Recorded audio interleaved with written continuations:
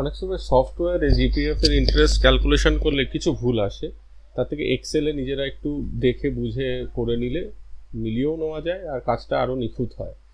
ধরা যাক 2010-11 সালের একটা ক্যালকুলেশন করব, তখন রেট অফ ইন্টারেস্ট ছিল 8%, ওপেনিং ব্যালেন্স 17,473 টাকা। এবার ধরা যাক প্রতি মাসে 1,000 টাকা করে জমা করা হয়েছে এবং প্রতি মাসেই 1,000 টাকা যেটা জমা পড়েছে সেটা 15 তারিখের আগে জমা পড়েছে। এটাকে কপি করে নিতে পারি, আমরা দিয়ে পেস্ট করতে পারি, তাতে সময়টা বেশি লাগবে, তার থেকে কান ধরে পুরোটা নামিয়ে দিতে পারি 1,000 টাকা করে। 15 তারিখের আগে জমা পড়লে সেই মাসের ইন্টারেস্ট ক্যালকুলেশনের সময় ওই টাকাটা কাউন্ট হয়, 15 তারিখের পরে জমা পড়লে সেটা কাউন্ট হয় না। এটা হচ্ছে ডিফারেন্স। ধরা যাক একটা হিসাবের জন্য ডিসেম্বর মাসে এই অ্যামাউন্টটা 15 তারিখের পরে জমা পড়েছে।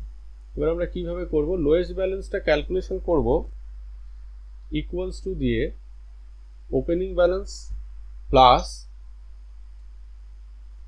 আপ টু 15 এন্টার, তাহলে লোয়েস্ট ব্যালেন্স চলে আসলো। ক্লোজিং ব্যালেন্সটা করব ইকুয়ালস টু দিয়ে কিবোর্ড থেকে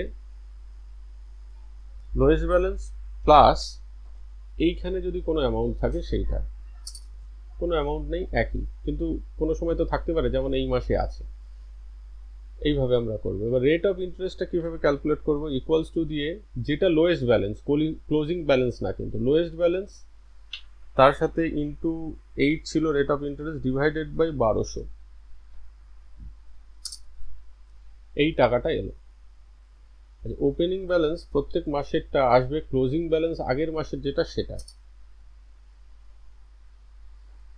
তাহলে এবারে আর বেশি আমাদের প্রত্যেকটা ইনপুট করার দরকার নেই,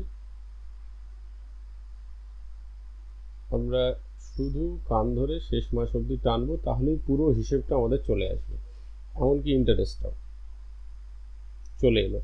এবার ইন্টারেস্ট অ্যাকচুয়ালি ক্যালকুলেট করলে কি হচ্ছে আর পিএফ ক্যালকুলেশনের সময় ইন্টারেস্ট কি, তার জন্য একটা আলাদা ঘর রাখা হয়েছে। এক্ষেত্রে নিয়ম, পয়েন্টের আগে কোনো অসুবিধা নেই, পয়েন্টের পরেরটা প্রথম দুটো ডিজিট যা আছে সেটাই বসাবো, কিন্তু থার্ড ডিজিটটাকে দেখতে হবে। থার্ড ডিজিটটা যদি 5-এর ওপর হয় তাহলে সেকেন্ড ডিজিটটা 1 বেড়ে যাবে, থার্ড ডিজিটটা যদি 5-এর নিচে হয় তাহলে সেকেন্ড ডিজিটটা একই থাকবে। যেমন 123.153, এটা 15 থাকবে যেহেতু এটা 3, কিন্তু 156 হলে এটা 15-এর জায়গায় 16 হয়ে যেত। এইভাবে ইন্টারেস্টগুলো কিন্তু হাতে বসাবো আমরা, জাস্ট টাইপ করে 15, এটা কোনো চেঞ্জ হলো না। পরেরটা 129.82,